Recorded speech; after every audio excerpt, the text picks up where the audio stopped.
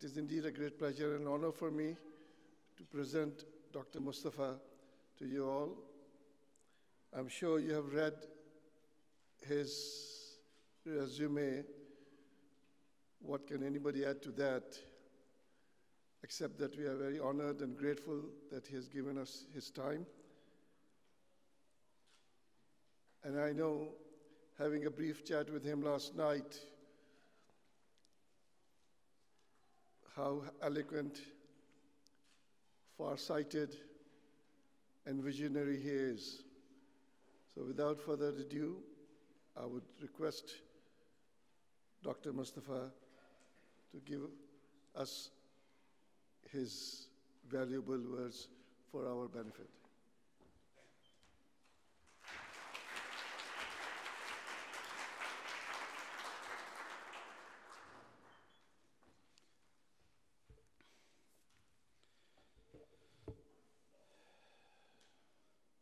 Bismillahir Rahmanir Rahim.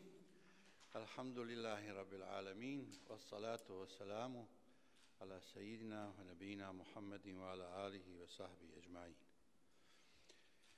Dear brothers and sisters, ladies and gentlemen, Assalamu alaikum and good afternoon. I hope you had a good food for your stomach. Now I am inviting you for another feast, which is called Ethics and Morality. And I know that you would fall asleep if you are not here. And I'm always reminded by this story of a taxi driver and a priest when they came in the heaven. So the priest was told to go to hell, and the taxi driver in heaven. So of course priest complained about it, saying, you know, I was preaching for God all the time of my life, and now this taxi driver, I know him, he was driving people crazy on the street. And the voice came and said, you know, when you were preaching, people were sleeping. And when this taxi driver was driving, everyone was praying for salvation. So I hope you will not get me to go to the other way. Thank you, Brother Salim, for a nice introduction. And I'm also honored to say big thank to the Chancellor of the University of Wales, His Excellency, Professor Hug, is it correct? Is he Welsh? Good. But I am here today with you because of the vision of one man who is sitting here with us, and he is called Abdullah. And he is the master of this knowledge exchange program of Saudi Arabia. When he called me and he kindly asked me, it was very kind, whether I can join the program of Saudi Arabia, of the Ministry of Akhlaq. And of course, wholeheartedly I accepted. And then he asked me, do you have some ideas? How can we go and around Europe and tell people about certain things that we should tell them? So I humbly suggested that the things that we share all together is the question of ethics and morality.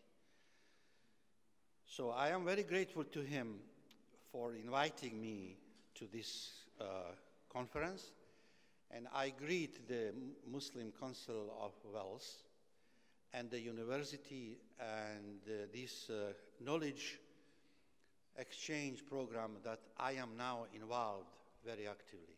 I am very honored to be part of this group as you see them here. I think that Saudi Arabia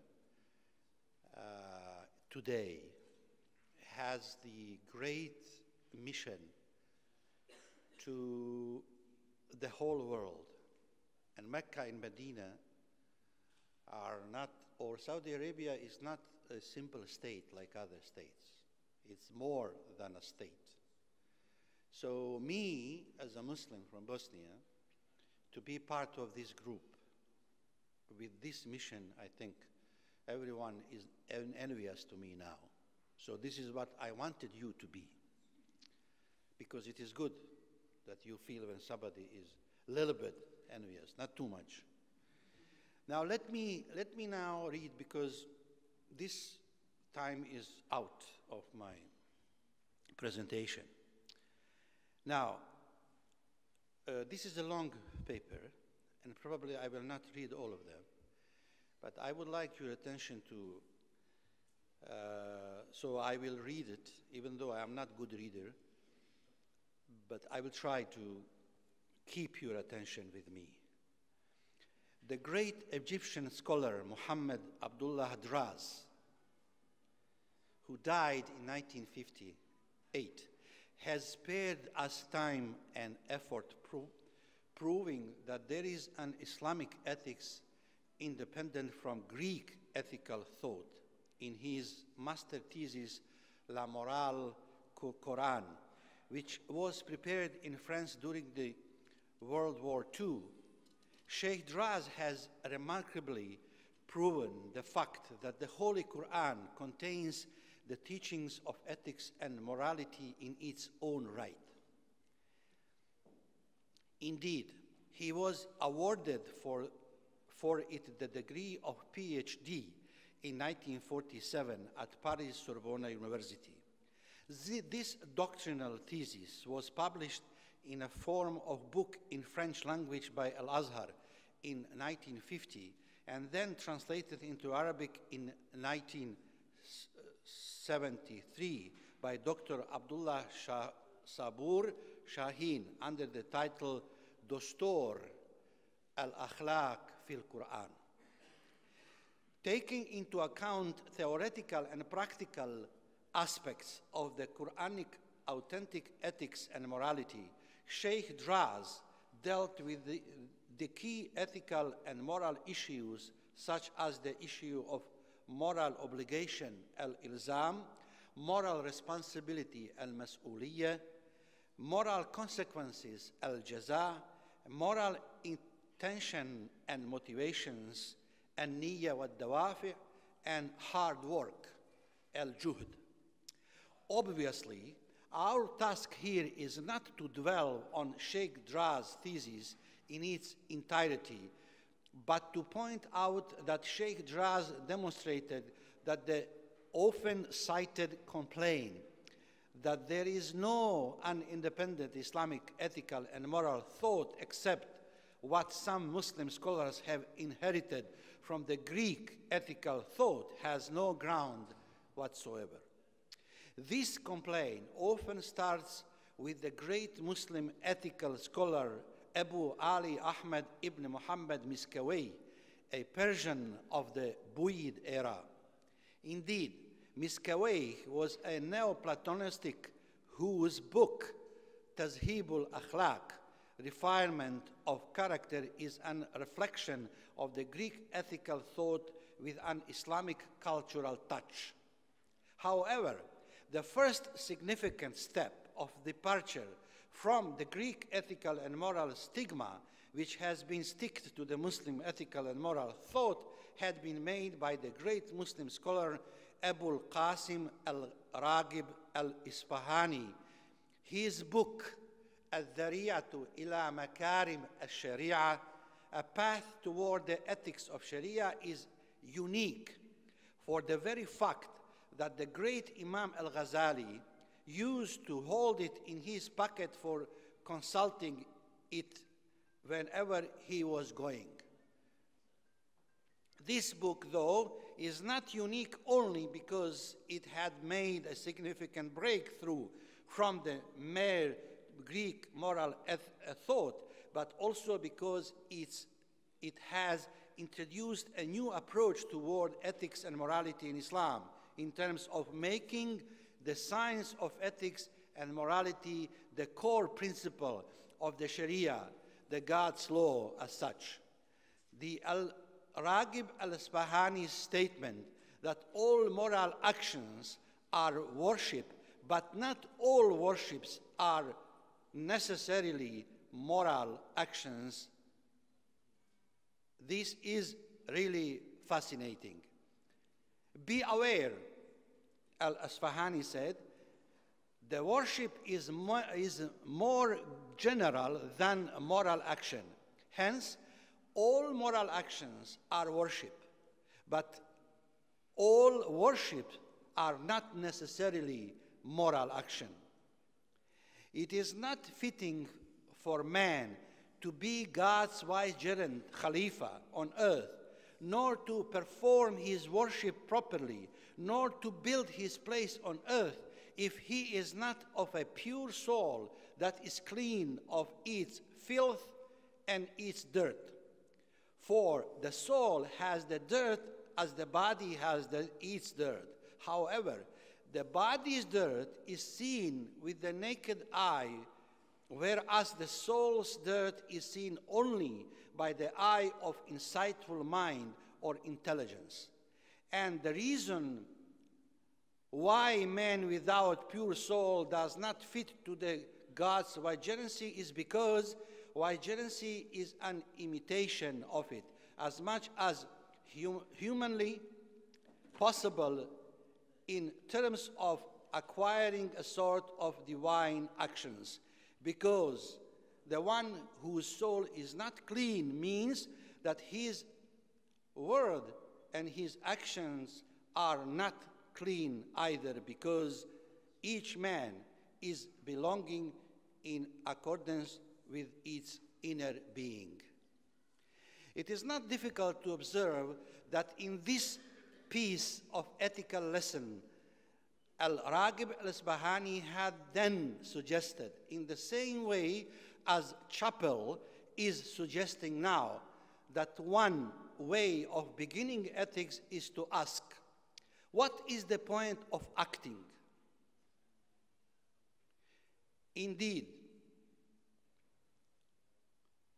Chappell suggests that as far as the science of ethics is concerned, we are faced with the question of motivation and niyyah in terms of asking what is the point of acting, the question of the good, al-khair, in terms of asking what is the good, and the question of dispositions, ad-dawafi' or qiyam, in terms of asking what are the virtues.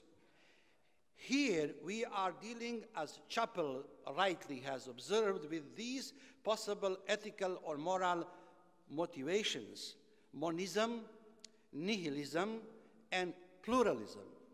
Monism is a motivation which is focused on one satisfaction or motivation, like pleasure or praising God. Nihilism is the idea of no point in acting whatsoever, like Sartre's idea that man is useless passion. And pluralism, which offers many alternatives as to achieve the high level of motivation for ethical and moral acting, like a smile in face of your neighbor as an act of charity, or helping an old man as an act of feeling good, or calling a lonely friend as an act of friendly fulfillment. By this short introduction, dear brothers and sisters, ladies and gentlemen, I wanted to draw our attention to the fact that both the message of the Holy Quran and the messenger of the Holy Sunnah are of the ethical and moral nature before anything else. Here, the message is a divine ethical idea, and the messenger is a divine moral carrier to the point of a certain way of moral acting. To prove that the divine message is worth of spiritual and intellectual guidance for humans, the divine messengers must show by his own good example the validity of message in theory, and as well as credibility of messenger in practice. When it comes to the ethics and morality, Muhammad sallallahu alaihi wasallam, the messenger of God, has stated that his ethics as an understanding of good manner is based on an immediate divine inspiration and training of his good manner of behavior when he said, "Adabani Rabbi fa ahsana ta'dibi." My God has taught me good manner of behavior, and thus I have the best manner of all. And speaking of his prophetic mission, Muhammad, peace be upon him, said, "Innama bu'istu li'utammima makarim al-akhlaq." I have been sent in order to complete the way of the high standard of morality. These two messengers' statements are guiding us to make a distinction between the Arabic term khuluq and the Arabic term adab. The term khuluq is closest in meaning to the Latin term moralis, meaning manner, custom, way, usage, practice, habit, which is, once again, closest in meaning to the Quranic moral term al-ma'ruf, which is the core of the moral message of the Quran, based on the main moral principle of promoting right and forbidding wrong. Al-amru bil-ma'rufi wa-nahyu anil-munkari. The right here is called ma'ruf, which literally means something which has become known to everyone to be morally right and thus morally good as well, by the way of custom, versus wrong, al-munkar, which means something resentful to everyone because it is morally wrong and thus morally evil as well, by the way of custom as well. And the Arabic term adab, which is closest in meaning to the Aristotle's idea of ethos, which was his idea of a rhetorical strategy employed by an orator whose purpose was to inspire trust in his audience. Thus, ethos or ethics is promoted through the orator's good sense, good moral character, and goodwill. Unlike the French word morale, which means both ethics and morality, in English we have it as in Arabic that morality, al-akhlaq, designates more or less the idea of man's natural born with morality, which man has inherited or which has been imposed upon him by a society. On the other side stands ethics, al-adab, which comes in a way of teaching and training of the mind and the heart to be able to make clear distinction between good and evil, right and wrong, just and unjust moral behavior. Here comes the Quran. 5 minutes? Okay. Here comes the Quranic idea of a light upon a light. Nurun ala nur. Indeed, we are born with a moral light, al-nur, al-khuluq, a natural moral sense, which is capable unmistakably by its nature to differentiate what is right and good from what is wrong and evil. God has inspired the human soul to be able to sense what is wrong, evil for it, and what is wrong and evil for it as the soul, so that it does not miss what is right and good for it in terms of its right and good understanding of the nature of God, the Creator and Sustainer. فَأَلْهَمَهَا فُجُورَهَا وَتَقْوَاهَا. Okay, I have to skip and then probably to come to what I wanted to say today in particular. This, of course, will be available to the, but I have to say, probably to spare some time, I would like you to go home with this idea. Islam,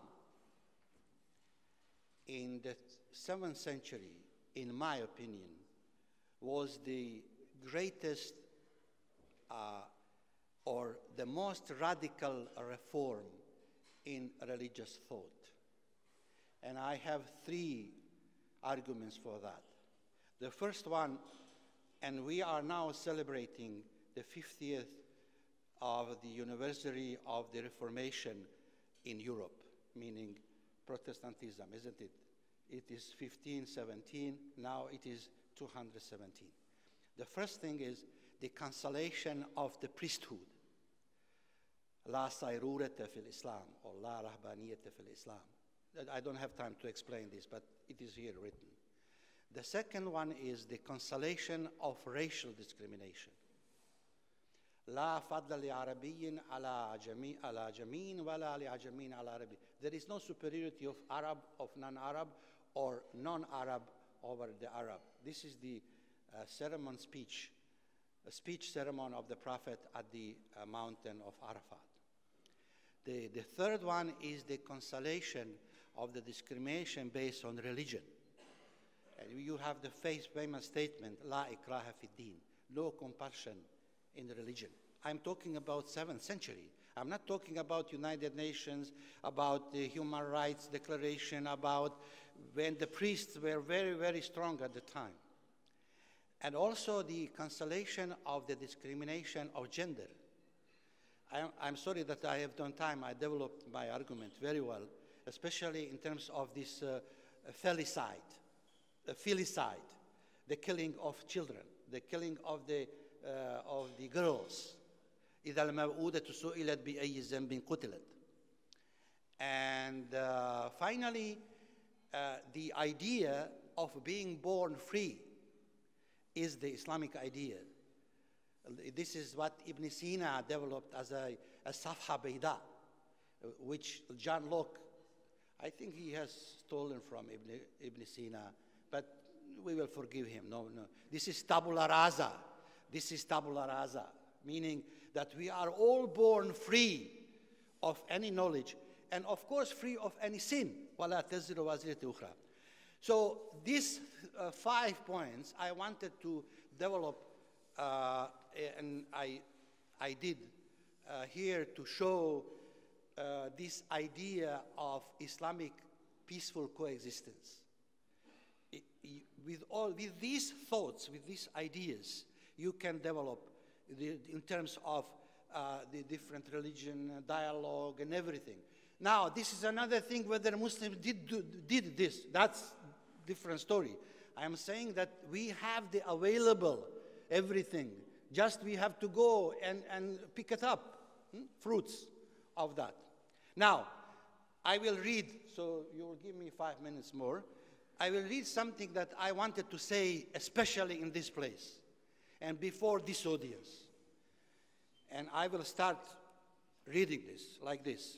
Now let me share with you something that has been for a long time on my mind. I have dared not to speak about it loud so far until I met my brother Abdullah. He encouraged me, and until I met His Eminence Minister of Akhlaq, Al-Sheikh Salih Ali-Sheikh. So this is not me, this is he's talking. Okay? Now, what is it? It seems to me that this is the right place and the right time to say it loud before this noble audience, right audience in Cardiff. Dear brothers and sisters, ladies and gentlemen, I see that we are faced today with 2 big myths which make us blind to see the whole truth and nothing but the truth about Islam and Muslims today, both in the West as well as in the East. And as you know, the myth is false. Myth, I hope I pronounce, you understand, myth. You know, Karen Armstrong, she wrote a short history of myth, right? The myth is false, but not entirely. The myth has in it some truth or half-truth, and not the whole truth. Indeed, in this half-truth of the myth lies today's predicament about Islam, both in the West and in the East. In the East, that is the Muslim world, there is a myth of Islamic tolerance, Islamic dialogue, Islamic peaceful coexistence, Islamic non-violence, and Islamic morality, which I have tried to highlight here as well. But this is only one half of the truth and not the whole truth. The other half of the whole truth is often missing from our story because it is very painful for us to hear it quietly, let alone to speak about it loudly. But we have no choice but to hear it clearly and wisely, as well as to speak about it honestly and loudly. Indeed, we have to save the myth of Islamic tolerance, dialogue, peaceful coexistence, non-violence, and morality before it is killed by the myth of Islamic intolerance, Islamic conflict, Islamic sectarian wars, Islamic violence, and Islamic immorality or amorality. Indeed, I see it now. This myth of Islamic incompatibility with today's world is developing nowadays in the West and is spreading widely across the globe. The Rohingya Muslims in Myanmar are victims of such a myth. They are suffering an ethnic cleansing because of the myth of Islamic threat that has been projected for a long time. As a Muslim, as a Bosnian Muslim in Europe, I bear witness to that fact. Indeed, I am a survivor of genocide at the end of the last century because of such a myth. But let us be honest, this negative myth about Islam has its roots in a long history of misunderstanding between the cross and the crescent. But this myth is just a half-truth and not the whole truth. Moreover, the Muslims believe that it is not true at all. It is a myth of lie and a conspiracy against Islam and Muslims. The Muslims believe that this myth has been invented by old and new Islamophobists who hate the Muslims because of their staunch Islamophobic prejudice, and that the Muslims are totally innocent of such a negative prejudice. There is some truth in this Muslim apologetics, but not the whole truth. This kind of Muslim apologetics is not convincing because the other half of the Muslim whole truth is not properly presented to the world audience. Indeed, these two opposing myths, one positive and one negative about Islam and Muslims today, have been fighting each other for a long time, with one slight difference recently. The myth of Islamic incompatibility is becoming stronger as the myth of Islamic compatibility is being pushed back by Muslim blood conflicts in the Middle East. And here is the puzzle that the Muslims must solve. The Muslims must kill the myth of Islamic incompatibility before the Islamists kill the myth of Islamic compatibility. But to achieve that, the Muslims must make a serious and responsible review of the meaning of the myth of Islamic tolerance, Islamic dialogue, Islamic peaceful coexistence, Islamic nonviolence, and Islamic morality by including the other half of the whole truth, namely that there are some Islamic historic texts which are not compatible with the pure faith of Islam, and thus these texts must be removed from the Muslim mind and the Muslim desk, not because to impress the West, but because these texts do not belong to the spirit of an inclusive Islamic worldview. I have to say here that in the same way as the Muslim world is embarrassed by the Western myth of Islamic incompatibility with today's world, the Western world is not impressed by the myth of Islamic compatibility as long as the Muslim world is not capable to recognize the reality of the other half of the whole truth, which has become too obvious to be ignored. The West is not correct in building the false myth about Islam's incompatibility, but the East makes a grave mistake if it assumes that this myth will disappear by itself. No, it will not. But it will continue as long as the Muslims do not grasp the reality of their situation and take appropriate actions to make the Muslim myth of Islamic compatibility with today's world sustainable in the sense of an authentic and real Islamic culture of tolerance, dialogue, peaceful coexistence, nonviolence, and morality, as it is the main goal of the mission of the Prophet Muhammad, peace be upon him, who said it clearly that his mission was to improve the moral state of the world. The Prophet Muhammad did not say that he was sent to rule the world by force, as some extreme groups would like us to believe. Personally, I believe in the myth of Islamic compatibility with today's world. Without this belief, I could not imagine my Bosnia in the aftermath of genocide.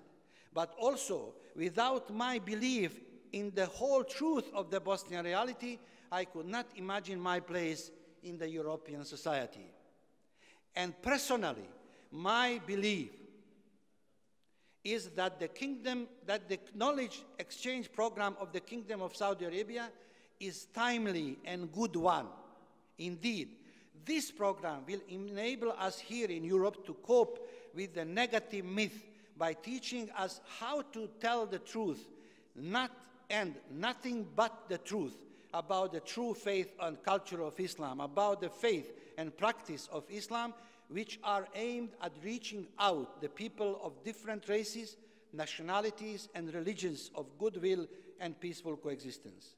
It is because of this noble mission of the Kingdom, of the knowledge exchange program of the Kingdom, that I have accepted to be an active member of it, with a strong belief that this is exactly what we need today, an exchange of thoughts, experiences, and goodwill so that we may live peacefully in this time when we all need the peace of mind like the peace of daily bread. And let me finish with what I have started. Very short. I am sorry that you will not be blessed by my wisdom, which is very strong, but you can read if you like. Let me conclude with what I have begun. The morality, akhlaq, is a matter of natural habit and societal custom, al-ma'ruf, and the ethics, adab, is a matter of education or literature. Indeed, it is a matter of belle lettre, beautiful or fine writing, not in the media today, aimed at improving human character of whatever human race and faith.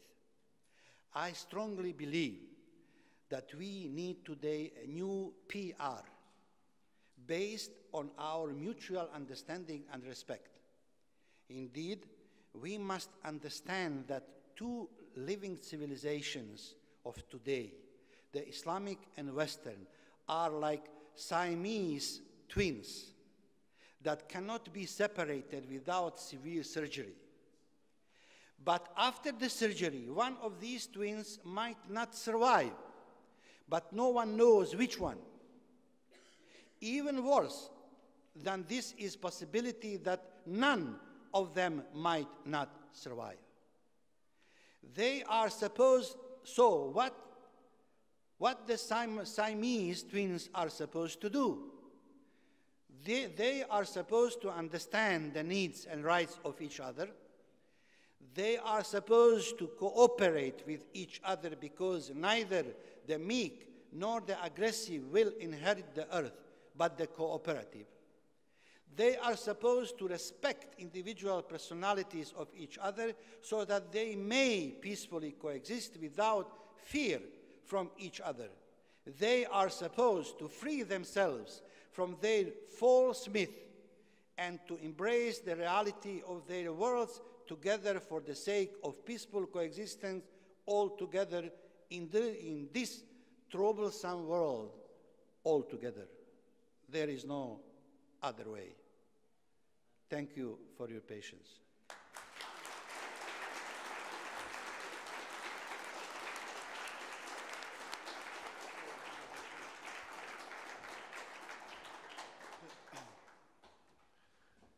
Indeed, a very profound talk, need to be reflected. My sincere apologies for restricting the time, but I hope people have got the message. And with your permission, Dr. Mustafa, if I can give it to people who would like to read it. Thank you very much indeed. If anybody like to have the full copy of it, give the address to one of the volunteers, and we'll make sure you get a copy of it. Thank you very much indeed. It is a very profound message which we need to take it. We have been saying it for years, what Dr. Mustafa has said it. When people talk about British values, English values, Welsh values, they're all very common. No matter which faith you belong or you don't belong to any faith, the values and the ethics are the same. It's how we practice it is the difference.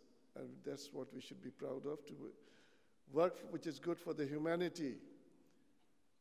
We all work for the same cause, and we should work with humility, understandings.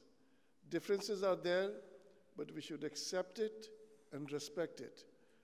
That is the key to achieve peace. We can never get rid of all those differences.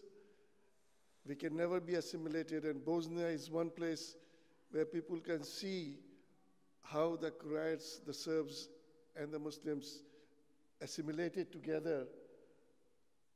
But what happened 22 years ago is a constant reminder that is the integration which is better than assimilation. We should be proud of our background, and we should be proud to be the nationals of the country where we live and follow the law of the land. It is which is important. Dr. Mustafa, thank you very much indeed for your kind words and advice. And as we have done previously to all the speakers, we give a small gift. But this time, because during lunchtime, a lot of people have said that they are all wondering what is in the boxes, we give it to the people. So with your permission, I have taken the liberty of taking it out of the box. This is magic. And it's something Welsh, and I hope you like it. Oh, like it very much. It's the Welsh slate, which we have given it to all the speakers.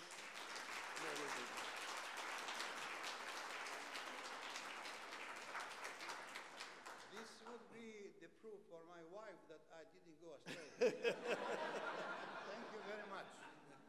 I'll make sure those photographs are also given to his wife, which we have taken recently. She is my mahram. See? Yes. Okay. I'll keep it in the box so it doesn't break.